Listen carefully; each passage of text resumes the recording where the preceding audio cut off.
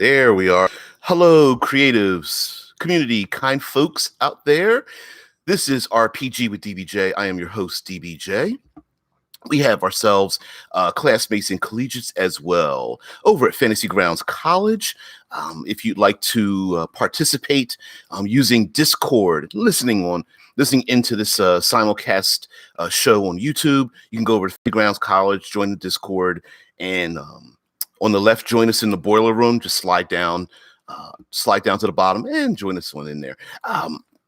And for a couple of minutes as well, I stick around at the end of the show and we chat a lot about a bunch of things. I could chat for hours, to be honest with you. So not a problem there. And of course, join in the chat on YouTube and the Discord chat as well, if you would like. Good morning, everyone. Now, this week we are talking about aberrants.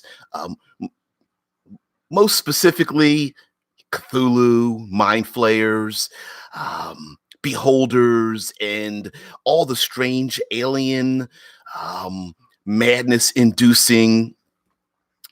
Thank you very much for that, Lindell. All the madness-inducing creatures thereof in the most popular tabletop role-playing game. And each day we subdivide this theme about aberrants. We had Monster Monday. We did a Discord Tuesday where we kind of do a grab bag of doing everything. And today is World Building Wednesday.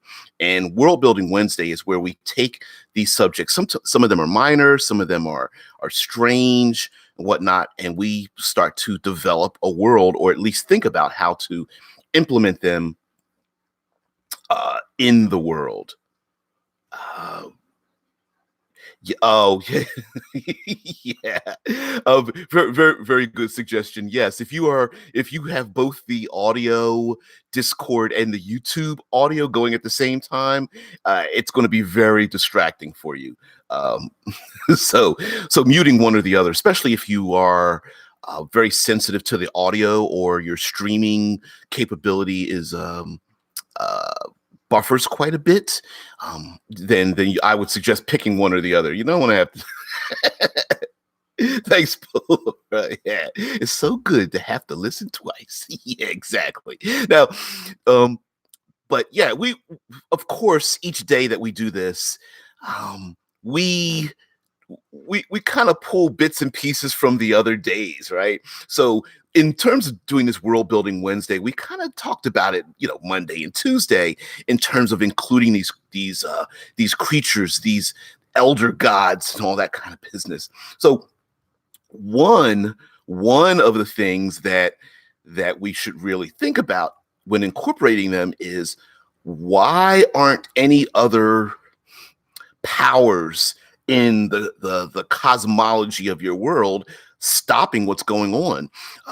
Is this an invasion? Is this are these cultists summoning Cthulhu and Sargoth and all these other strange Cthulhuoid creatures from another plane? Are there any other divine sources, extraplanar powers, even nations trying to stop this? So for me, I thought of, in terms of world building, 3 steps in our world building process. So the first step would be that no one but the PCs knows what's going on. It's very new. It's very, very new. Maybe they've been exposed to it by accident. Maybe it's the classic sitting in a tavern and the quest giver stumbles in, mad, their eyes wide and barely decipherable, but they have something in their hand that they hand to the players that leads them into this wider realm of discovery. The second part would be that the invasion is happening as we speak. It is something that the PCs in one motion cannot stop, that the world is being flooded with these creatures, whether that invasion is external, coming from the farthest reaches of the universe, coming through a wormhole, coming out of the deep sea, or all 3.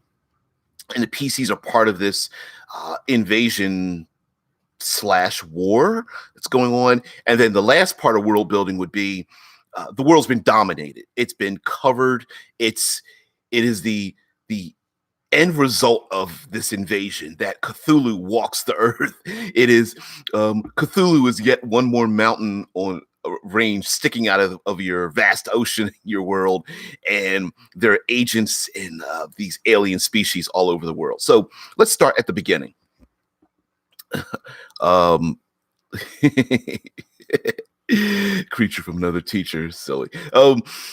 Let's start in the beginning. The PCs are the ones that know what's going on and no one else does. It is very much, and there's an old 80s movie called They Live, where the main characters find these glasses that allow them to see the aliens that have invaded the earth, but everyone else just sees television and the people that are there, right? The PCs are the lowly heroes that no matter how they describe it to other agents that are in the world, no one seems to be listening to them, and they're the ones that are the only ones capable and have the knowledge to stop them. And a great way, of course, your stereotypical cultists in the basement using sacrifices to summon or beseech this, creature from another world is definitely I think is a cliche that really works though. But we can always add something to it. We could always do a little twist or something. Polaris is very disaster movie, Day After Tomorrow, etc. Exactly. As this expands throughout the world. So if all you really want to do in your world building is just have this be a one-off, hey, if you stop the cultists, it closes the wormhole. If you stop the cultists, the creature will go back into its dormant state, taking its kaiju-sized self back into the deep ocean or something. Sure, you could absolutely do that. Not a big deal. And when I say one-off, this might be one session, it might be 3 sessions or so, but there's an end. There is a way to measure success by stopping the invasion of Cthulhu and its mind flayer minions, or the brain, the mind linked brain and all of its squid and octopoid creatures that are loyal to it in this giant hive mind. Now, in terms of running a game like that, you would preferably set up some sort of investigation or exploration. Where is the cult? Who's involved in the cult? Maybe a few NPCs that are either loyal to drawing this creature or being forced to bring about these elder gods into this world unknowingly, and those kind of things. And of course, when people go missing, there are mutilated bodies and such. Definitely something that the PCs would get involved in and find out that maybe there are unknowing participants, factions, that maybe there's a city that has a major trade, and the people who run the city don't want outsiders to know about, or even the residents to know about, these grisly murders, because they want to keep the money flowing in the city and not necessarily have anything to do with this evil cult. Yeah, sure, they would love to get rid of the evil cult, but maybe they're more interested in keeping the public appeased and happy, or something of that nature. Now, that's cool, but Rickard says the great race of Yith just time travel past the nope, so they can live without the nope. Be smart, be like the Yith. You're silly. Now there are other planar creatures. We know that there are. Bringing up the Yith, I keep thinking of the Githyanki and the Githziri. If you want to go astral planar with these creatures, I understand that the mind flayers have an intense relationship with the astral plane and ethereal planes, traveling those far realms. So instead of them living on, intergalactic planets, they may come from the vast reaches, the the far realms of the astral planes, further away than the hells and the abyss and the heavens and nirvana and such that nature. Same thing with Spelljammer. Spelljammer is a combination interdimensional slash um, interplanetary gaming setting and whatnot, and very much fits into that as well. Also, the great race of the Yith. Yes, Dead Man posted in the Wikipedia, and take a look at that picture. Specimen of the great race. Yeah, if you're in the Discord, the Discord allows you to post links and or pictures.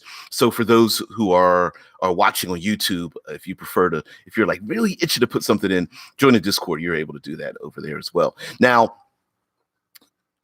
I like the idea of a full-on invasion. Maybe this invasion has taken many years or even centuries, done slowly, and the PCs find out that there are sleeper agents everywhere.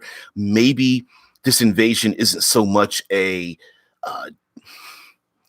immediacy, meaning like there isn't a portal opening up and they're flooding through, but this has been something that's been has been in the works for many, many years with people who have been involved. And this is a great way to incorporate those hidden agents, doppelgangers, using mimics, using people that have been infested or infected by the ooze, insectoid, cephalopod-like things that have invaded the human bodies of your NPCs, maybe transforming them, controlling them, or monitoring them.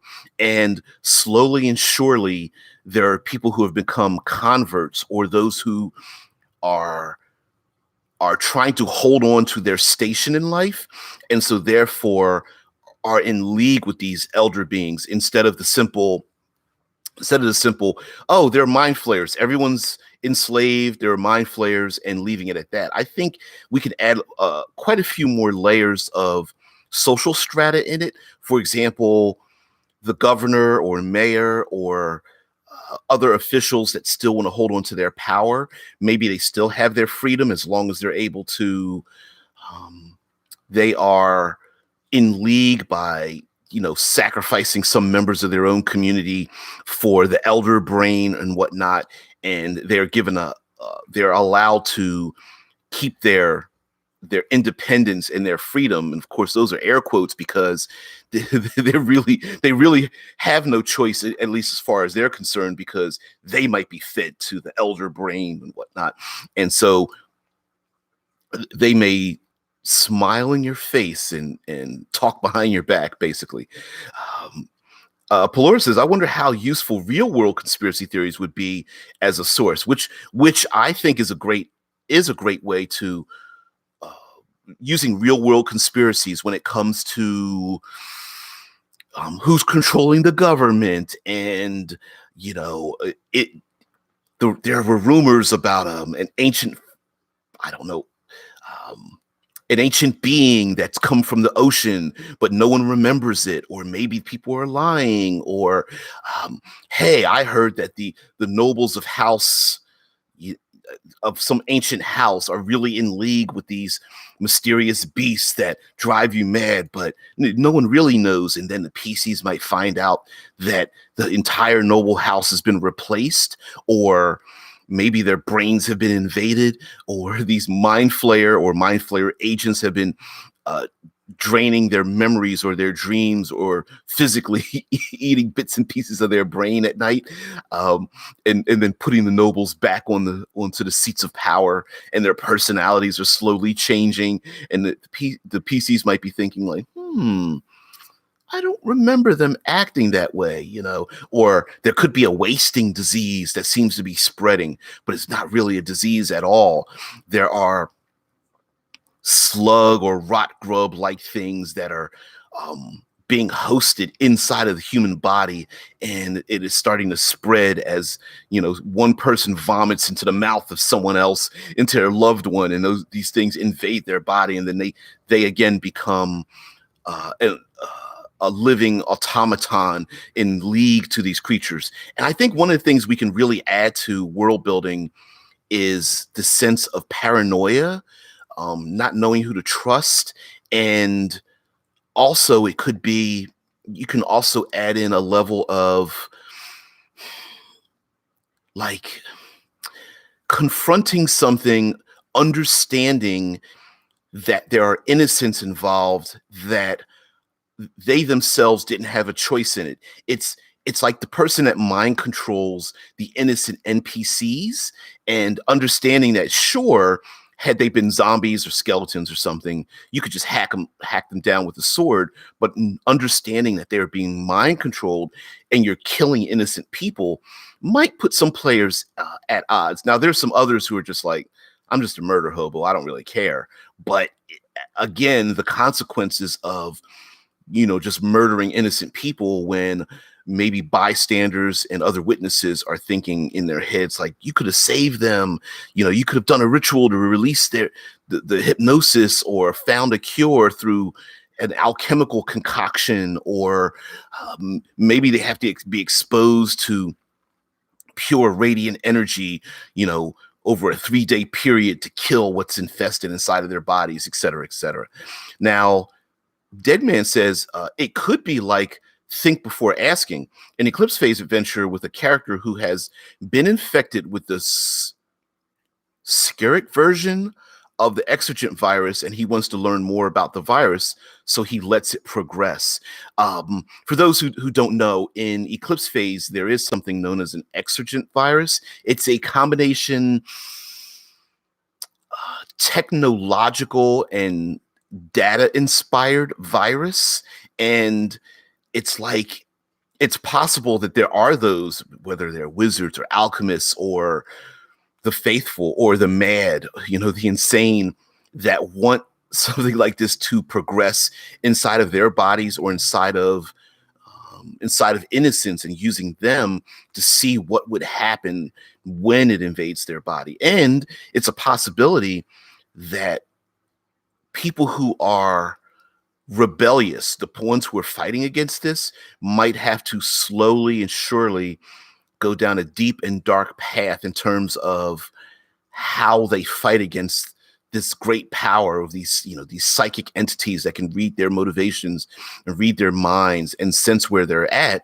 They may have to use like cells, rebel cells in this rebellion, and they may have to sacrifice themselves or sacrifice others in order to learn some of their weaknesses. And we talked about some creatures that we could add into it, the xenomorphs and the creatures from a Bird Box and A Quiet Place and After Earth, and though where their weakness makes them scary.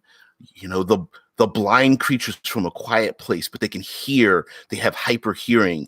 The similar creatures in Pitch Black that are vulnerable to the sunlight, but when the sun goes down and it becomes pitch black, they come out and they have like a strange sonar, but they're unable to sense what's directly in front of them. It just, sound reflects out to the side before they hunt and go back into their caves to hide from the sunlight, and so on and so forth. Rickard says, if you're willing to spin it a bit, X-Files had the whole alien invasion, so it could work nice if you substitute one alien for another godlike alien. And again, now this would also depend on how linked in your Illithids and Cthulhu creatures are. Are they a complete hive mind? Do they have some independence? Is there some way to disrupt or listen in on the psychic network? Because in that way, if they're completely linked at all times, the elder brain or Cthulhu or whatever it is sees and hears everything through its agents, then that means that the players must really use a lot of deception and stealth and hiding in the shadows, because once one of them finds them, they're all going to know where they're at. And that could be the reason for not, going around being a murder hobo, because unfortunately, once one of them sees you, they're going to start calling in the cavalry, and they're all going to descend down on the player characters. Now, if there's a way for them to disrupt the larger network, then if there's a way to disrupt the larger network, there is a possibility that the PCs might be able to capture or defeat or kill or take out one member of the network before a signal is sent to the other members of the network. Laura A says, I have a question. There are many interesting ways to actually make dealing with creatures like beholders and mind flayers less black and white without straying from the core of the creature? I would have to say yes. Well, first of all, none of us is beholden to any traits that are listed in any of the creatures for any reason, right? Now, in many ways, maybe we don't want to stray too far from them, but Laura A goes on to say, I just want something to mix things up a bit more. I absolutely agree with you. For example, because of their alien nature, there may be things that are very important for our survival and what could be used for player characters that these alien intelligences have zero information or even concern as to what they are. An example would be a pet, right? The aliens have taken over a village. Everyone is enslaved. One person goes up to them and beseeches them and says, I just want to keep my pet, my house pet or something, or a stuffed animal, or a very important photograph, or, painting a photograph wall. It wouldn't be, but you get my point, right? To them, they might not care at all. A cat, sure, fine, take it. As long as you go into the slave pits, we don't care. That picture that you want off the mantle, go ahead and take it. We don't care, because they may not understand what that reference is, especially if the cat is a familiar or something that's shape changed. The druid has become a small weasel or a rat or something. They may not care what it is, because they don't have a social reference. So in ways, instead of them just being your slave or your food, they may consider that some of the human beings may have certain skill sets and set them aside. If you're a carpenter or a stonemason or a farmer or something of that nature, they may realize that we need to separate some of them into one group over one side and separate others because of their skilled usefulness, including maybe using certain people who are very influential, nobles, rich merchants, people who are very charismatic, to keep others in control. That's something done quite often in terms of slavery, where you create an anarchy amongst the people that are enslaved by giving some of them freedoms, so that the downtrodden have just a little bit of hope that they one day might become the less confined, let's say, and in that sense, it allows them to keep more control of the people. And so maybe there are NPCs or even some of the PCs who are able to elevate themselves out of just being chained or completely mind controlled, because the mind flayers or beholders are able to deal with them. Now, let's see. Vince says, you can always do mutual beneficial trades. Even if for the players it does not seem this way, maybe the aberration helps them get into a dungeon, but want in exchange that they plant a fungus inside the last room of the dungeon without the PCs knowing what it will do. Laura says, I tend to avoid using monsters that are very black and white and how you handle them, and settle into the mindset of the scariest villain is human nature sort of thing. I absolutely agree with you. I'm very much that kind of person, because Even in these kind of stories, it's it's not necessarily the mindless aliens with people standing there shooting them and whatnot. That's the cool part of it, but the dangerous part are always the human beings. Zombie apocalypse, it's not really the zombies, it's the human beings that are alive in a world where the rules of humanity have left. Those are the true bad guys. So yeah, not black and white. Alex says there will be times that you will have to add the between the murder hobos. Yeah, I agree with you on that one. Rickard mentions that the elder brain forcing them to be on the prime material, making all mind flayers have a hive mind that is actually just the elder brain having taken over their minds so they can all act as one. And there may be, maybe there's a cycle to this, or a physical change. Maybe the mind flayers change colors, or there's some way that they act when the elder brain controls them. It's a possibility that there might be a weakness in terms of the mind flayers or lithids being on the prime material plane and not being connected to the elder brain. You could also do that, and there could even be, you could go so far as to make factions. Again, we talked about, you know, beholders and mind flayers classically are at odds with each other, but you don't necessarily need to have it that way.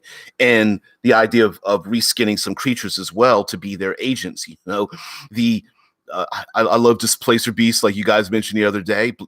They could be using displacer beasts or oozes or any other kinds of reskinned creatures and such. I love draping them in human skins. I love taking non-human creatures and having them encased in human skin so that it becomes even more insidious when they start transforming or acting in bizarre behaviors, or cultists that have given themselves over and this is their gift, uh, for good and bad.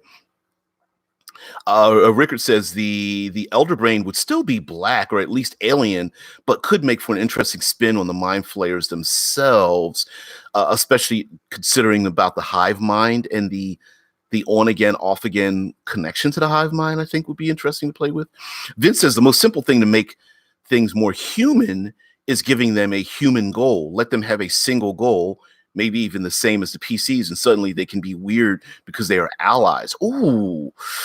And again, thinking in a long term, or thinking in a manner in which time scales differ, they could very much be allied with each other, especially if it's something concerning, another big bad, right? Fighting vampires, fighting the evil lich, fighting hordes of the undead or dragons or fiends from the lower realms or something in the outer planes. And these things could be helping the PCs in many ways, because that they might be, the abyss or the nine hells and creatures that come out of there might be, antithesis to the Elithids and their goals themselves. And so they may help out humanity and hope they kill each other off, or at least uh, supplant one of the most evil ones, Um, Rickard says, or what if the elder brain is in such a scenario has a tumor or infection that drives the mind flayers to be expanding and hostile? Oh, I like that. The need to give the elder brain to remove the tumor in the elder brain, that would be a very interesting adventure, especially if the PCs have to go inside the elder brain, either psychically, like a dreamlike state with a silver cord and the whole nine yards, or physically, like a fantastic voyage shrinking down the side of that human brain. That would be awesome to have to do something like that. And it could be the mind flayers are actually looking for a cure for the elder brain. And that could be a really good reason not to have the hive mind active, so there is some sort of limitation concerning what's going on. Or there may be some, because of the tumor in the elder brain, there could be some mind flayers that are now independent and acting a little weird or very non-mind flayer like. That would be. I'm thinking of that. I like that. It has a thorn in its prefrontal cortex and just needs love. Oh, you're so nuts, Laura. Oh, we just need to pull the thorn out, and then we'll skip happily ever after through a field of daisies, holding hands with a big elder brain as it sloshes some of its spinal fluid all over the place.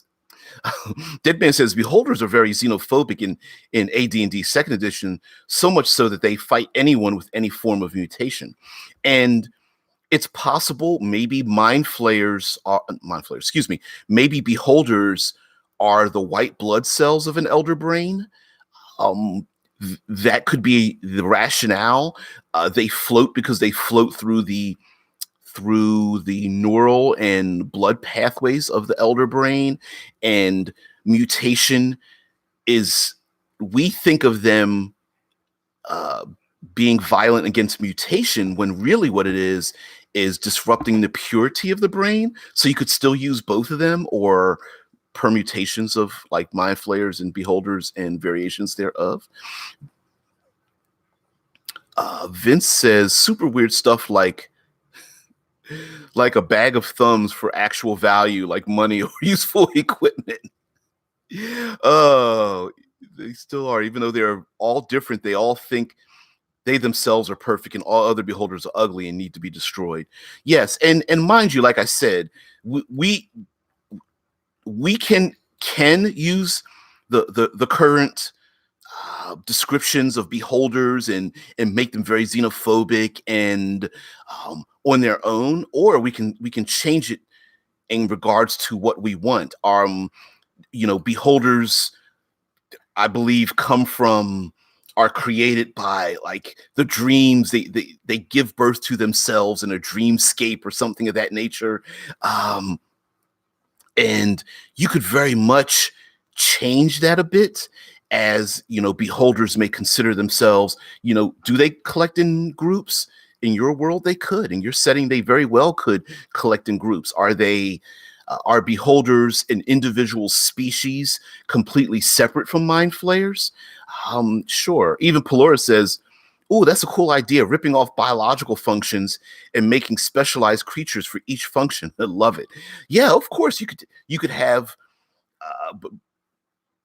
for neural activity, there could be creatures that have some sort of electrical connection, like Bahirs, or what's another, blue dragons or something of that nature, just reskinning it quite a bit. White blood cells could be something else, stomach acids and, the skeletal system and muscular systems and things of an elder being. Like we talk about the elder brain, maybe this elder brain came from a creature that had a body attached to it, such as the eyes and the rest of the humanoid body. It doesn't have to be humanoid, but it could have all the functions of a biological creature. And so mind flayers in the elder brain might represent the brain, whereas beholders and other creatures could represent other portions of that. Yeah, a kraken brain might sound a little closer to what we're thinking of. It could. I mean, is it the brain of Cthulhu, and Cthulhu just wants his brain back so he could start walking the earth or something? I don't know. Man, Vince says, imagine those little beholders transporting stuff inside an elder brain dungeon like red blood cells. That's exactly what I was thinking. That an elder brain wouldn't be 50 feet. An elder brain would literally be its own dungeon. Like it would be that huge. I don't know, stuck somewhere in the astral plane or underneath a mountain, because it's been there tens of thousands of years before it's been, the body parts have been brought together and awakened or something. Vince says maybe there are spiders that fix broken dungeon walls like our body repairing wounds. Oh, I like that. And those spiders don't necessarily need to be spiders, in a sense. And because I see where you're heading with that. Like they might look and be really bizarre. And instead of webbing, it's like it's spewing out some kind of material that builds and seals the dungeon walls that always feel like they're warm and pulsating or something. I love that a lot. Pelora says the immune system itself has so many specialized cells and parts. You have ideas for days. I absolutely agree with you. As a matter of fact, you can make a bunch of BFF creatures, stacking creatures, Russian doll creatures, where together one cell represents a number of different creatures. And if you break apart that cell, those cells have different functions, like mitochondria is something else. I can't think of biological creatures off the top of my head. Come on, dead man, help me out here. Infinite role plays. Wait, what? Cthulhu? What have I been missing? We're talking about that all week, dude. Yeah, all week. Vincent says, yeah, just watched this body anime, Cells at Work, for inspiration. Yeah, Cthulhu's brain is a dungeon. Even though it's a hilarious movie, Osmosis Jones is actually a really good, a good personification, or at least personification of how the human body would work if everything had like personalities and walked around and stuff. A hilarious movie, but it did have like Drix was a pill. and there was a detective as a white blood cell. So yeah, absolutely, you could absolutely do that. Oh no, we can't mess with the cats and dogs, man. No, not that. Oh man. Yeah. Vince says barf forth concrete monsters that repair dungeon walls. I absolutely love that idea. I love that. Oh man. You're sorry, just reading some comments in the chat. And by the way, Deadman even input Spelljammer novels which have illithids or mind flayer characters, and listed a bunch of them. David Cook, Nigel Finley, Roger E. Moore wrote a bunch of Russ T. Howard with the Spelljammer novels which have illithid or mind flayer characters. Nasty. Oh man. Pelora says they've started a sanity check. They've started putting their videos into German, haven't they? But I really like them. You guys. All right. So now let's start designing a world in which the world has been taken over by these creatures. Let's go back. Let's really delve into that. The idea that there are Infinite says, I've been really looking to illithids lately. And my contention, of course, is that we love ourselves some mind flayers, right? Our illithids, but we want to expand out what they are. We need to have with them some lieutenants. We should have some hunting creatures for them that instill fear and hunt down prey.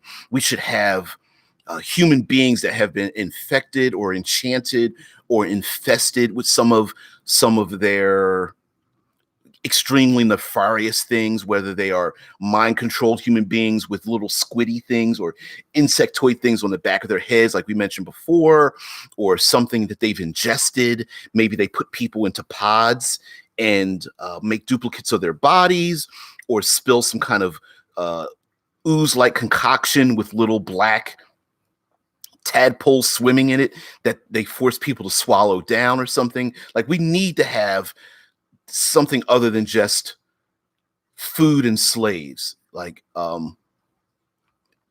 Vince says, what would we do in this world? Being slaves, food? I think those two are the first things that come to mind, either being slaves or food, right? Slave pits or trapped in certain areas. But I also feel like there's something more going on with their desire to feed on brains and psychic energy and memories and emotion. So I think some of that could become a commodity in which, how do I explain this? That although they would use human beings as slave and food, that there's something about the creative spark, the independence, the dreamlike state that independent individuals have that I think would become something of a delicacy for them. And so again, this world may not be completely dominated because there may be plenty of cells that are rebelling against these creatures, and maybe there are human beings that have figured out a way, even temporarily, to hide themselves from these Cthulhuid type creatures in the world. For example, maybe there are these orbs, beholders, or something far less powerful. Maybe they're just these strange eyeballs or something that float around city streets or something. And if the human beings cover themselves in some kind of concoction or have a device that makes a certain kind of sound, or there's certain kinds of magic that are able to disrupt them, or maybe there's a certain scent, or even there may be even how do I explain this? Like, there may be people who are the insane are kind of like a beacon that disrupts those who are sane around them, so that they're drawn to people who have madness, and maybe they're trying to drive people mad because maybe that's a delicacy in and of itself. So that individual is almost like a shark smelling blood, right? It goes towards the blood, hopefully, so that the people who aren't bleeding can swim away. So they drop, chum in the water. So maybe the insane are like dropping the chum in the water, and the other human beings are able to escape. I mean, we can come up with plenty of ideas as to how it is that some people are free, and they could also be used as slave labor to build things or uncover things, maybe not necessarily keeping the cities intact, but maybe building some kind of, or taking care of maybe egg pods or something of that nature. Maybe even linking enough human brains linked together could also take the place of the elder brain or help support it, so that the human beings themselves becomes a network unto themselves as well. Uh, oh man, yeah. Yeah, Vince. Yeah, exactly, Vince. He's saying, so basically a post-awakened Cthulhu world. Absolutely, a world where Cthulhu has awakened and is around, and maybe madness and insanity is something that the PCs have, like a disease, but it spreads psychically. So the PCs are always on the run or trying to defend themselves from it because they're afraid of being infected by it as well. For me, I'm just imagining a very noir type setting where it's always dark and rainy and foggy, and you never know these things that don't walk the streets, but float inside of windows and doors and cast their gaze, seeing through walls as the PCs try to hide from them. For me, I'm picturing that kind of setting, and that there are, like, I don't know how to explain. The Aliens movie, where the alien xenomorphs have created like these weird, extruded out these weird sticky membranous materials all over the place. I'm just picturing that. I don't know how you would describe it. uh Vince says, or maybe humans are part of the life cycle of these creatures, like mind flayers needing a host to reproduce. So they grow humanoids to being turned into them. Of course, absolutely. Whether they're growing, doing the chest burster thing, or whether they're literally transforming them into other mind flayers as well. Infinite Roleplay says, world idea, Dagon has found how to keep Cthulhu sleeping and rose up in its place, deep ones coming to rule an entire continent. Yes, absolutely. And of course, this depends on where they're coming from too. You can flavor some of that. Are they coming from the deep sea? Have they been, when they came from the deep sea, have they completely eliminated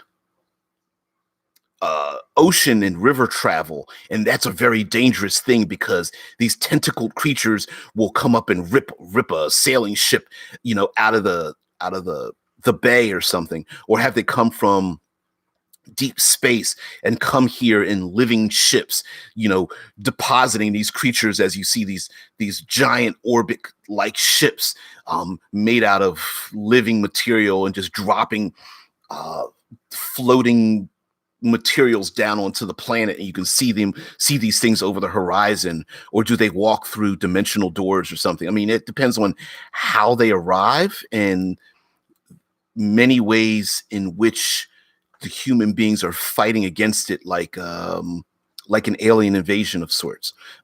And then of course the PCs might have to figure out how to detect human beings or humanoids, let's say humanoids, who's infected, who's a sleeper agent. Maybe some people don't realize they're a sleeper agent as well.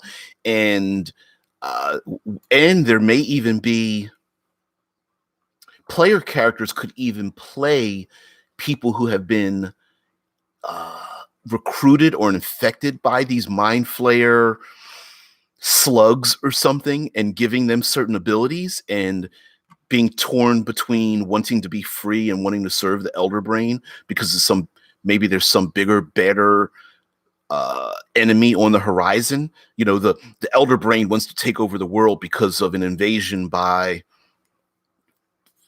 when the blood war comes to an end and the abyss opens up its doorways or something. And Cthulhu is literally here to keep the blood war from spilling over into the prime material plane or something. That's a possibility as well.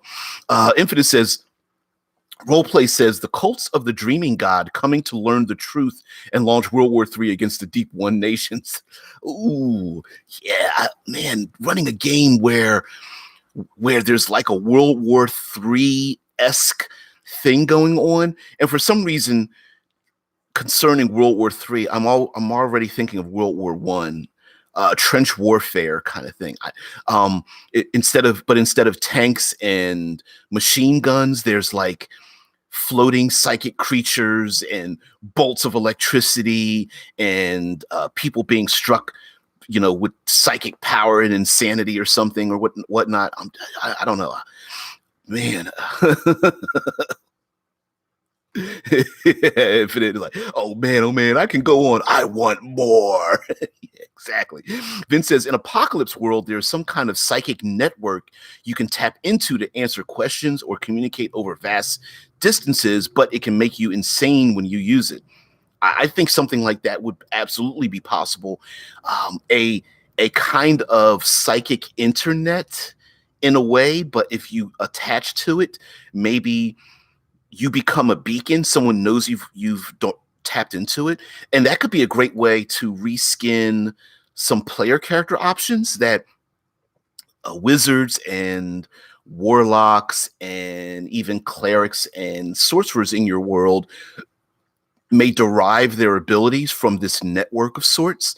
And when you tap into it, it automatically opens up like a funnel. You become a flare, and when you use your abilities, it sets off a thing. And so maybe these blind displacer beasts that can only see through psychic emanations start coming after you, and the floating Illithids with their war dogs and other agents will come after you whenever these flares go up to go after the free folk.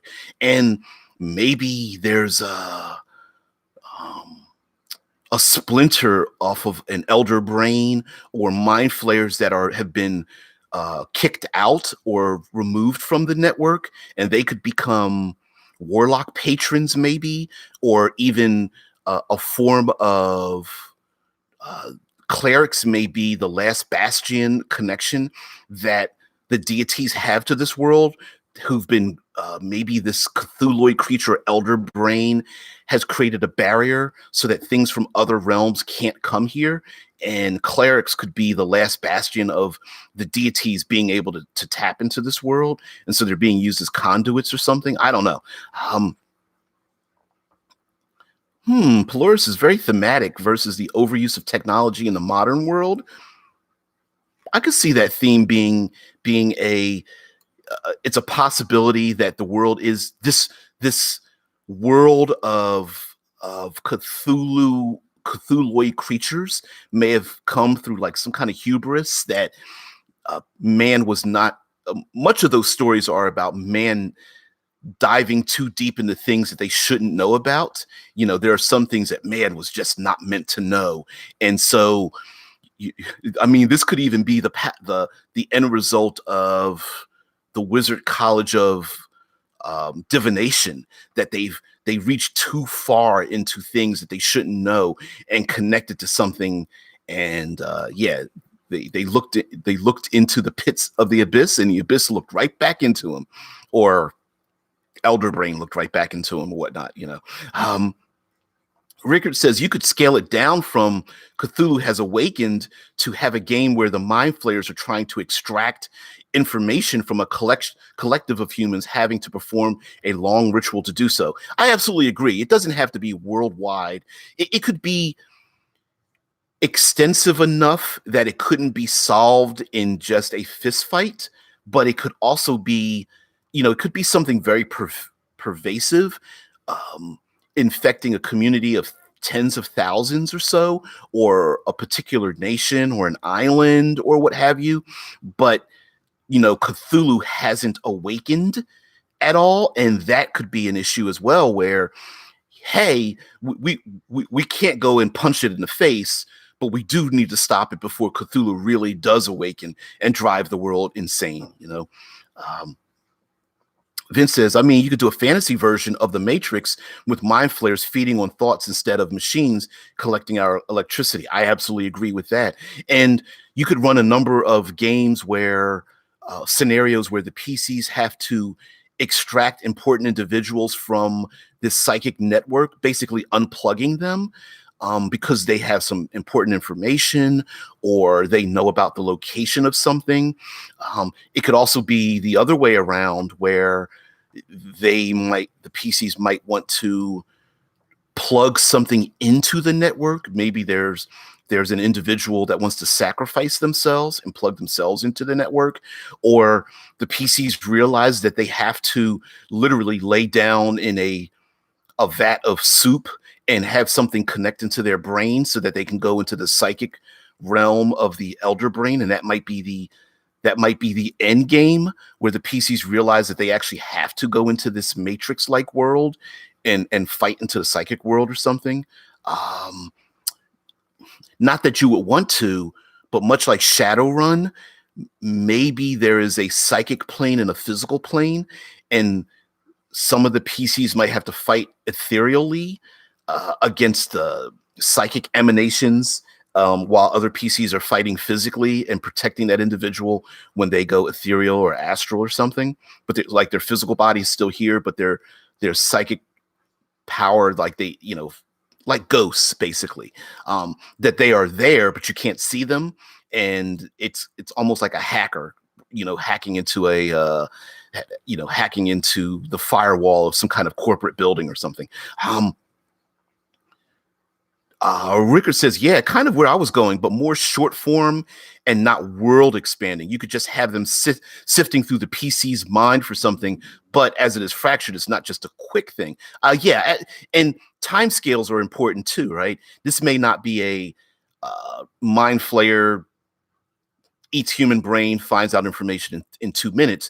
This may be literally an ongoing thing, especially if you could very easily say that we have a subconscious, we have a conscious mind and subconscious mind, and we could be far more complex, whereas the mind flayers or beholders or something don't understand our psychic chaos, and it could take maybe hours, days, weeks, months, even years to sift through the information that they're looking for to piece together something that may lead them to another realm or expand out their power or something of that nature. Infinite Role Plays Conan the Mind Flayer. Yeah, that reminds me of the setting, the Primeval Thule. setting for 5th edition. It already exists. At least it exists as a Kickstarter or an individuals have written a setting of Conan plus Cthulhu called Primeval Thul. Um, Rickard says, I find that the problem with Cthulhu scale entities is that if Cthulhu awakened, it is worldwide. Not necessarily. I think we extrapolate things to their end result without playing in the middle. Like I've always mentioned the fact of like firearms, that there's a play area in the middle between someone developing a firearm and firearms completely eliminating all medieval weaponry. There's a area in the middle, and if Cthulhu were to awaken, using simple physics and time scale, it would be a while before the insanity spreads around the world, right? It might take weeks, months, years, decades for it to really seep into every area. And we have no idea what Cthulhu awakening means. Would Cthulhu just awaken and go, I'm going to sit on top of that volcano and just relax? Is Cthulhu not really a physical thing, but a giant elder thing that we imagine to be there? I mean, what would it be doing as it walked across the earth, right? So I think we do have a time scale involved in it. Now, of course, it could be a one and done where, 3 to 5 sessions, Cthulhu literally comes out of the oceans and the PCs are racing against time before Cthulhu just literally spreads across the world. Or it could be a last stand kind of effect where, much like Tyranny of Dragons, where the PCs are gathering forces, just like fighting Tiamat, maybe they're gathering forces so they can, finally put Cthulhu back into its hibernation or something, or cast it into another world. Tesla Ranger says, yawn, just 5 more centuries, Mom. Yeah, exactly. Yeah, guys, we've hit that hour mark. Love you too, babe. Yeah, we've hit the hour mark. Wife's headed off to work, and me, I've got to head off as well. I think we could. There's so many things to pull from, and I even think we could. Imagine us being a hive mind.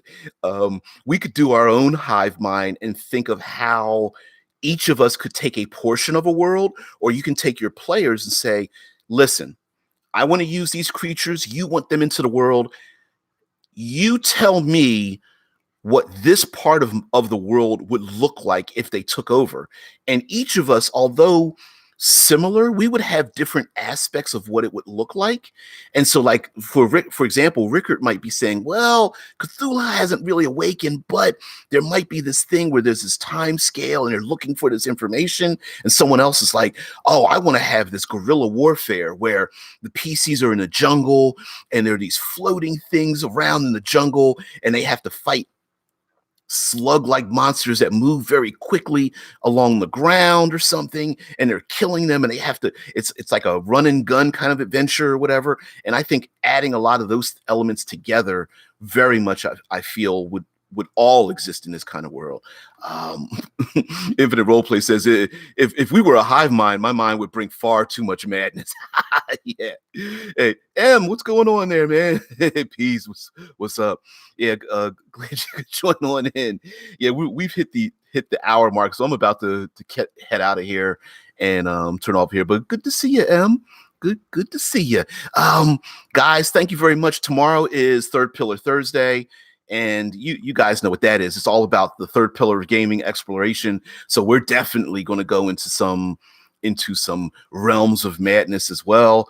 I'm going to be a couple of minutes on the Discord, but not too long because I really have to get ready to go. So guys, everybody take care. Pelora, everyone, Infinite. I will see thee later. Thank you very much.